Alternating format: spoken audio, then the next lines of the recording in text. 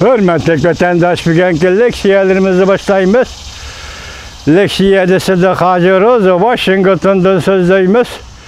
Bugünkü sılağı 2020 yıl 7. ayının 29. günü.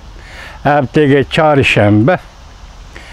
Bugünkü vaziyetin ise hürmetli vatandaş, tünün 28. günü. Amerika Koşmuş Ştatları bilen Avustralya, Asya'daki adımı gerçiligi küçük devlet Avustralya.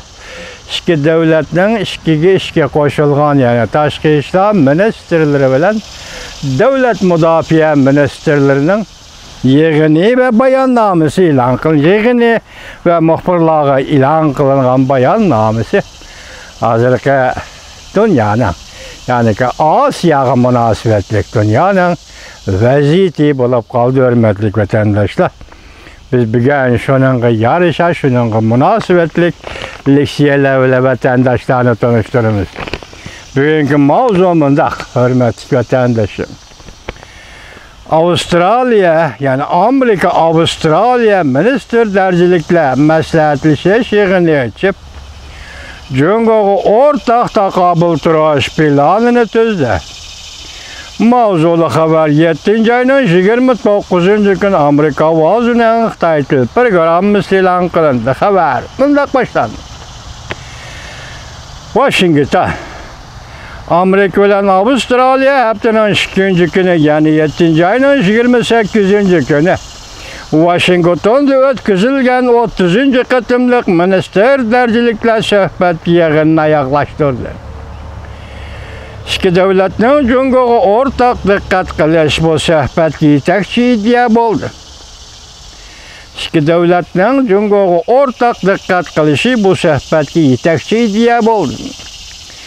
İki taraf yığından keyin ilan kılgan bayanatıda bir qatar sahalar bo'yicha hamkorlashishga, maslahatlashishga, jumladan davlat mudofaa hamkorligi, Cungo'ga o'rtaq taqobil turish sohalari bo'yicha hamkorlashishga va'da berdi.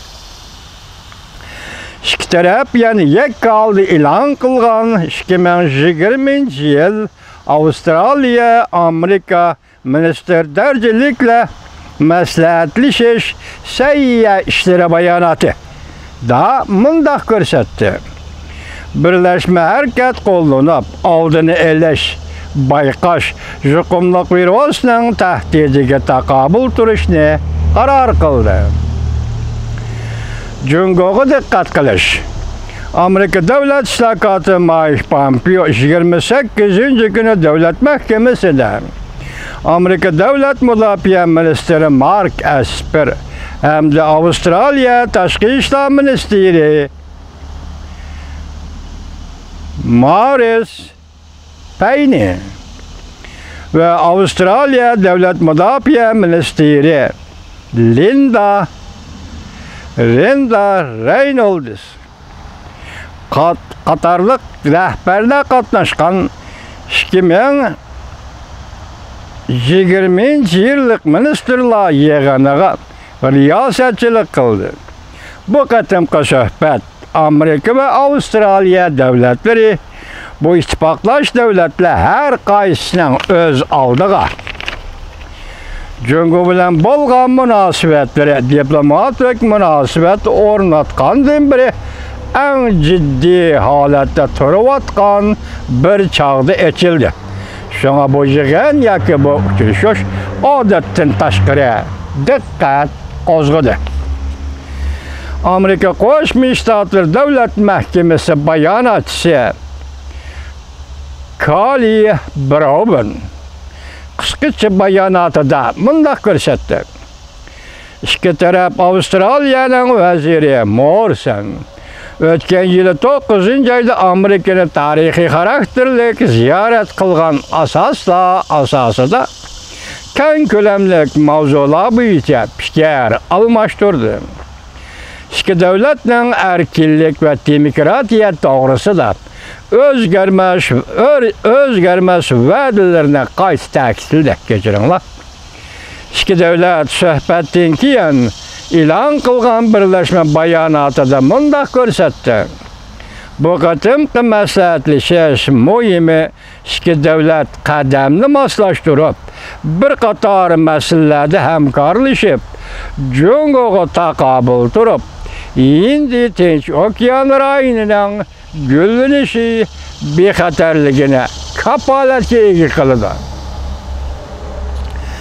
İki davlatning, ya'ni Amerika, Avstraliyaning ministrlari Junhua Xalq Jamhuriyati hukumatining Xinjiangda, mustamlik Uyg'uristonda Uyg'urlarni bostirayotganligiga qattiq ko'ngil bo'ladi va ansiraydi.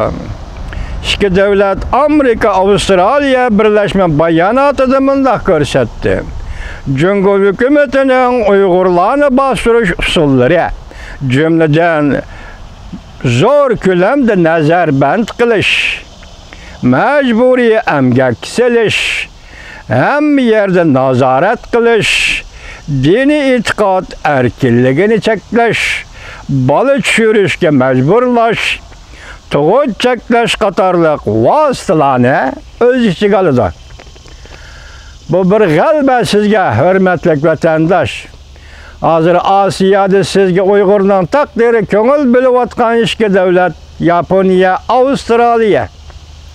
Bugun Avstraliya hukumatining ministrlarining, tashqi ishlar ministrlari va davlat mudofaa ministrlarining Amerikaga kelib, Amerika Qo'shma Shtatlari bilan birlikda e'lon qilgan birlashma bayonotida Uyg'ur masalasi ko'ngil bo'lishning dardisi musha chakiyotgan bo'lsa, Xitoyning oldirab qolganligi va Xinjiangda mustamlika Uyg'uristonda bostirishni jiddiylashganligi o'ziga ma'lum bo'ldi. Chunki Xitoy qo'rqyotdi bu dunyodan demoqchiman vatandoshlar.